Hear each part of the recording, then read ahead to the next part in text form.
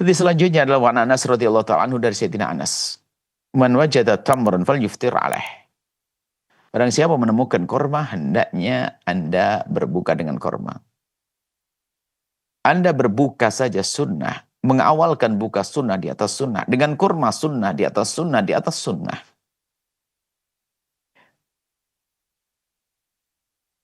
Cuman namanya lidah itu bermacam-macam. Biarpun kadang mohon maaf yang biasa makan jengkol sama pete ini susah makan kurma kayaknya ya misalnya. Jadi anak-anak kita ini kalau suruh makan kurma itu kayaknya keberatan karena tidak terlatih. Ya. Makanya kita harus melatih diri kita untuk makan kurma khususnya biarpun tidak nyaman. Memang kalau tidak seseger tidak seseger buah apelnya barangkali, tidak seger semangkanya yang di kulkas utuh gitu kan, beda semangka di kulkas setelah dipotong sama di kulkas waktu utuh ya.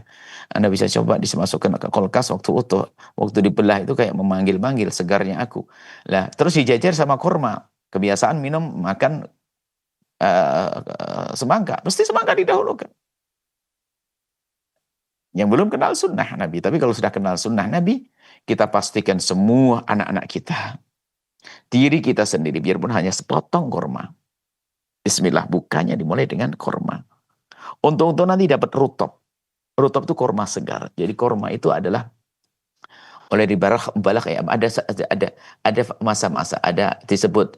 Jadi awal tumbuhnya bunga namanya ini, awal ini bunganya namanya ini namanya. Sampai beberapa nama kurma itu sampai nanti menjelang tua itu namanya rutop. Rutop itu masih segar, tapi sudah mulai ujungnya itu mulai menjadi kurma, mulai menua. Itu nanti dibiarkan rutop-rutop mering-mering jadi kurma. Jadi fase sebelum jadi kurma adalah namanya rutop dan seger. Enak apalagi kulkas ada. Dimasuk kulkas seger. Lah rutop ini. Kalau Nabi mengajarkan pakai rutop dulu. Cuman rutop tidak semua ada. Iya kalau ada kebun kurmanya. Kalau tidak ada kebun kurma mana ada rutop kurma segar yang belum kering itu. Maka kalau tidak ada rutop maka pakai kurma. Disebutkan dalam hadis ini. Wa man lam yajid falyuftir 'alal ma'i. Jika ternyata kurma tidak ada, maka hendaknya dengan air. Minum air segar. Air ya. Dahulukan air, ini petunjuk dari Nabi. Fa innahu tahur. Karena itu air adalah pensuci. Maka dengan air itu akan bersih ya. Dia sehat insya Allah. Air adalah pensuci untuk wudhu dan sebagainya. Maka air ini adalah kesegaran. Air kehidupan juga. Nah, air pembersih. Baik, Rawi Ibnu Hizam fi Sahihi wal Hakim. Wa qala sahihun ala syartihima. Wa an Salman bin Amir, dari Salman bin Amir radhiyallahu ta'ala anhu, anin Nabi, dari bagi Nabi Muhammad sallallahu alaihi wasallam, idza aftara ahadukum falyuftir ala tamrin fa innahu barakatun. Fa innahu barakatun. Jika ada di antara kalian ingin berbuka, hendaknya berbuka dengan kurma, karena di balik buka dengan kurma adalah berkah. Ayo, pokoknya semua dilatih deh. Biasanya memang yang paling menarik buah lebih dahulu atau sirup. Sirup segar itu. Akan tapi tetap ingat baginda Nabi SAW. Kurma, kurma, kurma. Wa Anas radhiyallahu anhu, dari Sayyidina Anas radhiyallahu anhu, karena Rasulullah SAW ada baginda Nabi SAW. Yuftiru qabla ayyusalli ala rutobatin. Jadi berbuka sebelum sholat. Karena memang membatalkan dulu. Rutob itu adalah kurma segar. Kalau tidak ada kurma tadi. Jadi sekedar memakan beberapa kurma untuk batalkan puasanya. Setelah itu melakukan sholat. Dan setelah sholat makan malam, itu bisa leluasa, bebas, nggak buru-buru. Tapi bukanya didahulukan. Wa ilam takun rutabatun fatamaratun. Kalau rutab tadi, korma segar nggak ada, maka ya korma kering yang selama ini kita makan.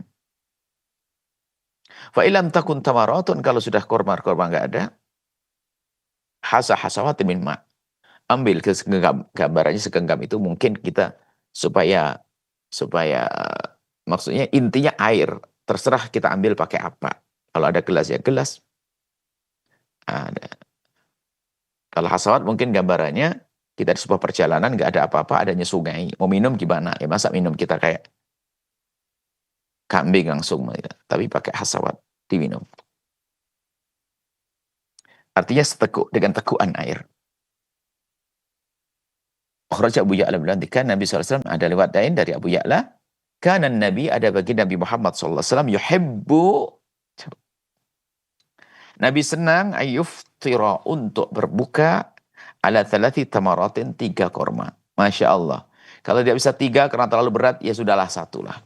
Minimal 3, minimal 1 deh. Untuk melakukan kesunahan korma, kalau sudah 3 kesunahan di atas kesunahan, dilakukan Nabi SAW.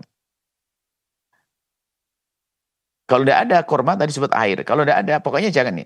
Oh syai'in lam tusibhun naru. Syai'lan tusibhun naru ini yang berlaku adalah buah-buahan pada akhirnya. Jadi kalau kita tidak menemukan korma, ya ambil buah-buahan yang tidak pernah kesentuh air atau tidak maksudnya tidak pakai dimasak. Nah, sekarang gorengan, apa penggorengan, bukanya pakai gorengan. Belum lagi dari kesehatan nanti kurang. Ternyata dengan buah itu adalah medis, sesuai dengan petunjuk medis. Supaya perut kita ini kurang lebihnya lah, tentunya para dokter bisa membenarkan jika kalimat kami salah. Ini juga waktu kita datang ke dokter waktu berobat, bukan fatwa kami tidak punya fatwa medis. Jadi kalau kita berangkat ke dokter selalu dianjurkan, tolong jangan langsung dikasih makanan berat, kasih mukhotimah, kasih buah. Nah, kalau kita hubungkan dengan yang diajarkan Nabi ya seperti itu. Ya, kita langsung dihantam makan berat perutnya, jedar, berat makannya, nasi dan sebagainya. Maka dengan korma atau rutab, kemudian air, Masya Allah. Ini adalah petunjuk dari Nabi SAW. Ya, pada petunjuk Nabawi adalah dengan wahyu, tentunya di balik ini dipahami oleh para dokter bahwasanya cara makan seperti itulah merupakan penjagaan terhadap kesehatan ya. Apalagi di saat perut kan seharian kosong. Kosong ibaratnya kan tidak ada kerja, jangan langsung diantam dengan sesuatu yang berat. Maka dengan buah dulu, korma dulu itu tadi, kemudian air, itulah cara menjaga kesehatan kita. Dan lebih dari itu ada lebih agung daripada itu semuanya adalah ini sunnah Nabi Muhammad SAW. Kita lanjutkan sedikit at-targhib wa ta'jil fitri wa ta'khiris sahur. Satu paket juga. Wa an Sahal bin Sa'ad radhiyallahu ta'ala anna Rasulullah SAW, dari Sahal bin Sa'ad bahwasanya Nabi Muhammad SAW bersabda, la yazalun nasu bi khairin ma'ajjalul fitrah. Orang ini senantiasa dalam kebaikan selagi mereka senang untuk mempercepat buka. Jangan sok deh mentang-mentang, oh saya kuat buka saya nanti habis isya. Enggak. Buka di sini maknanya adalah membatalkan puasa. Bukan makan malam, membatalkan puasa. Ini yang dianjurkan. Karena dalam beribadah dituntut kepatuhan memang kepada Allah. At-ta'abbud, mengabdikan diri kepada Allah, ibadah, harus ada kepatuhan. Sehingga memang bukan tujuan untuk menyiksa manusia, ya. Malah dianjurkan kalau buka cepat-cepat. Jadi setelah mendengar adzan langsung yakin atau menduga waktu maghrib masuk langsung berbuka. Mempercepat buka sunnah, pakai korma adalah sunnah. Kemudian kormanya 3 kali, 3 korma adalah menjadi sunnah. Dan banyak lagi kesunahan, belum lagi doa dan seterusnya nanti. Wa fi Ibnu Hibban la tazalu ummati ala sunnati ma lam tantadhir bi fitrihan nujuma. Jadi senantiasa umatku baik-baik dalam kesunahanku selagi dalam berbuka itu tidak menanti bintang. Artinya memang ada. Ya, jadi yang nanya bintang itu tidak akan tampak kecuali sudah mulai agak malam. Jadi ada sebagian itu mungkin kebiasaan karena ada, kalau agama terdahulu itu adalah tidak dianjurkan sahur mempercepat. Bahkan tadi kami sampaikan jika ada orang yang ketiduran dia belum sempat berbuka tuh nggak boleh berbuka sampai nyambung esok hari. Jadi tampaknya bintang adalah di kegelapan. Artinya kalau buka itu ya sudahlah mendengar adzan langsung berbuka, tidak usah nunggu malam. Apalagi menunjukkan saya kan kuat orangnya, bukan seperti itu. Wa akhraj Ibnu Majah an Abi Hurairah, dari Sayyidina Ibnu Majah dari Abi Hurairah radhiyallahu ta'ala anhu mithal al-awwali, wa akhraj Abu Dawud wa Ibnu Majah wa sahahu Ibnu Hibban wa Ibnu Hibban la riwayat Ibnu Hibban. Ibnu Hibban meriwayatkan hadis bunyinya begini, la yazalud dinu tahiran ma ajjalan nasul fitrah. Termasuk ini, la yazalu, senantiasa agama ini akan terjaga suci. Nah, Ma'ajjalan nasu al-fitrah, kalau orang mempercepat buka. Termasuk hal begini bagaimana ada hubungannya dengan mensucikan agama. Jangan, agar tidak kotor agama itu. Bandingan di belakangnya baru tahu kita. Li'annal yahuda wa nasara yuakhirunah. Yuakhirun, karena orang Yahudi dan Nasrani mengakhirkan. Jadi kita pahami apa coba? Berbeda dengan Yahudi dan Nasrani. Maka kebiasaan kita untuk membuat ciri khas berbeda atau tidak ikut-ikutan, ini artinya menjaga Islam agar tetap bersih. Jangan Islam dikotori, ikut-ikutan budaya orang di luar Islam. Bahkan diisyaratkan oleh baginda Nabi juga dalam satu riwayat, la tattabi'anna sananal ladzina min qablikum shibran bi shibrin. Halal dakhalu fi hujri dubbin la dakhaltumuh. Jadi ada nanti umat Nabi Muhammad itu ada yang ngikuti gaya hidup umat terdahulu, yang umat Yahudi dan Nasrani. Cara ngikutinya itu shibran bi shibrin, sejengkal demi sejengkal. Sampai akhir itu ikut-ikutan.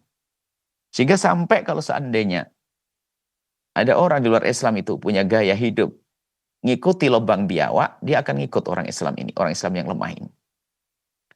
Makanya beda ini penting, termasuk hari ini kebetulan di Muharram. Lihat kan ada puasa Muharram. Sahabat Nabi sudah paham puasa Muharram itu puasanya orang Yahudi. Tapi kenapa kita berpuasa? Nabi mengatakan berpuasa ini bagi kita, aku berhak untuk berpuasa. Karena orang Yahudi berpuasa Muharram 10 Muharram karena bersyukur diselamatkannya Musa. Ana ahakku di Musa minhum. Aku lebih berhak untuk berpuasa demi terima kasih kepada Allah atas keselamatan Musa daripada mereka orang Yahudi. Maka berpuasalah. Nabi mengajarkan berpuasa. Nah, sahabat Nabi yang disuruh berpuasa kok barengan dengan puasanya orang Yahudi, gelisah dong. Dan gelisahnya itu iman, bukan melanggar Nabi. Hanya sekedar bertanya-tanya, gelisah. Dan disampaikan Nabi, ya Rasul, hadza yaumun tu'azzimul yaud, hadza yaumun tu'azzimul yaud. Ini hari yang diagungkan oleh orang Yahudi. Nabi sadar ini sahabat hebat. Tidak mau ikut-ikutan. Lalu Nabi memberi cara untuk tidak ikut-ikutan.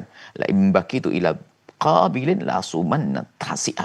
Kalau aku masih hidup di tahun yang akan datang, niscaya aku akan puasa tanggal 9. Nah, di sini juga bagaimana hal semacam ini kok sahur buka saja kok menjadi pembersih agama? Pembersih agama, pembersih pengikut beragama dari ikut-ikutan. Dibuat yang berbeda. Orang Yahudi tidak sahur, kita sahur. Dan seperti itu. Orang Yahudi mengakhirkan buka, kita mendahulukan buka. Seperti itu. Wa Nabi Hurairah, dari Abi Hurairah radhiyallahu ta'ala anhu, kalau Rasulullah bersabda, kalau Allah azza wa jalla, Allah berfirman, hadis qudsi, inna habba ibadi ilayya ajaluhum fitra. Allah berfirman, yang paling dicintai oleh Allah dari hamba-hambanya adalah orang yang bergegas di dalam berbuka. Maka biarpun nanti dengan seteguk air, ayo.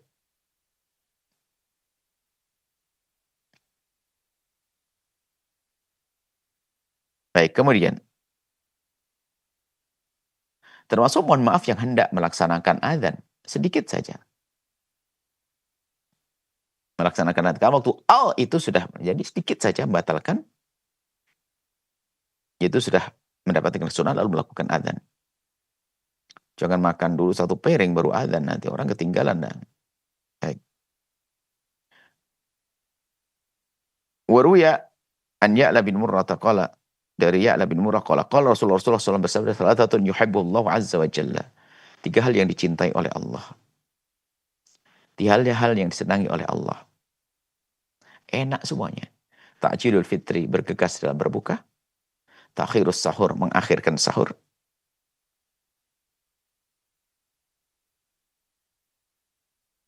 Wa dharbul yadaini ihdahuma 'alal ukhra fis sholati.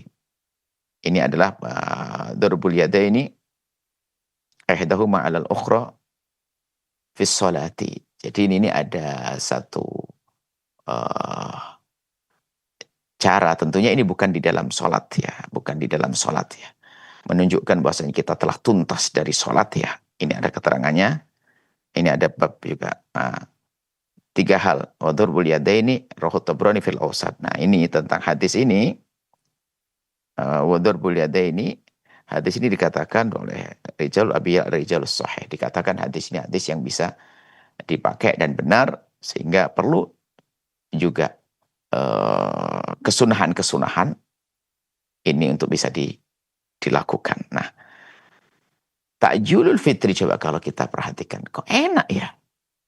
Kita ini, mohon maaf kalau pakai hawa nafsu. Sehingga ada lagi, dilarang bahkan, kita tuh wisol ya. Tahu wisol? Wisol itu adalah menyambung. Nyambung puasa. Jadi tidak buka puasa lagi. Tidak buka puasa lagi. Bagaimana dia? Oh tidak. Puasa lagi. Seolah menunjukkan kuat. Oh tidak begitu. Ibadah itu memang harus ada tampak ta'abudnya, ta'abudinya. Ta'abudi itu pasrah dengan petunjuk sudah. Nggak usah mengada-ngada. Nah ini. Hendaknya kita patuhi itu. Sahur paling akhir selagi kita. Jadi gini. Takjil, mensegerakan buka itu dengan catatan loh ya. Ada dugaan bahwasanya buka sudah tiba. Waktu tiba sudah tiba. Apakah dengan jam yang sudah kita cocokkan? Atau dengan beduk yang sering suarakan? Atau meriam di sebuah satu negeri yang masih dulu ada meriam yang dibunyikan negara. Jadi mungkin di pendopo apa itu sudah ada meriam. Meriam itu adalah suara bem. Itu menunjukkan kalau buka sudah waktu sudah tiba. Karena ada yang yuraqibul waqt, ada orang yang memperhatikan waktunya. Tinggal kita dengar saja. Artinya kalau Anda dengar suara adzan langsung bergegas. Tentunya adzan yang benar ya, mohon maaf ini adzan yang salah, ini adzan yang nggak bisa dipercaya, jangan. Makanya mohon maaf, tukang adzan ini penting sekali. Tukang adzan harus memperhatikan waktu supaya orang tidak salah. Salah sholat, salat berbuka, kan bahaya nanti. Sahur juga, ya kalau mau sahur yang akhir. Paling akhir. Nah, akhirnya sahur itu selagi Anda masih yakin belum tiba subuh. Kalau ada keraguan, berhenti, stop. Ihtiyat. Selagi Anda yakin belum tiba subuh, itu anjurkan Anda untuk minum. Terakhir dalam hadis ini adalah dari Anas bin Malik, "Mara'aitu Rasulullah, aku melihat Rasulullah SAW, qattu sholat al-maghrib, aku tidak melihat Nabi sholat maghrib hatta iftir, kecuali buka dulu." Jadi Nabi buka dulu baru sholat. Hanya yang boleh difahamkan, mohon maaf, buka yang dimaksud oleh begini. Bukan buka makan 2 piring, 3 piring sampai setengah jam, 1 jam, bukan. Buka di sini tadi tamarat membatalkan. Cuman kadang-kadang kita akan langsung ya, karena nggak sabar sekalian. Ya boleh saja, bukan sesuatu yang dilarang, yang penting jangan sampai ketinggalan waktu maghrib. Cuman gambarannya adalah kita buka, bahasa kita apa coba? Takjil, ini bahasa lokal kita loh. Takjil, itu ada mensegerakan. Lihat, dibagi di jalan-jalan namanya takjil. Anda sudah paham ini. Mungkin selama ini tidak mengerti maksudnya apa. Ya kan? Ini sudah tepat banget. Takjil itu maksudnya mensegerakan buka, pakai ini setelah itu sholat dulu baru nanti makan berat. Itu namanya takjil, subhanallah. Ini kalimat yang betul. Kan ada pembagian takjil gratis itu adalah ya sekedar untuk berbuka, membatalkan puasanya. Setelah itu melakukan sholat dengan khusyuk, habis itu makan, tidak terburu-buru sampai isya gitu. Wa hubaya'la sahabu Ibnu Huzaimah wa Ibnu Hibban. Insyaallah bisa kami hadirkan pada kesempatan ini. Semoga Allah memberikan kepada kita ilmu yang manfaat, pemahaman yang benar. Wallahu a'lam bissawab.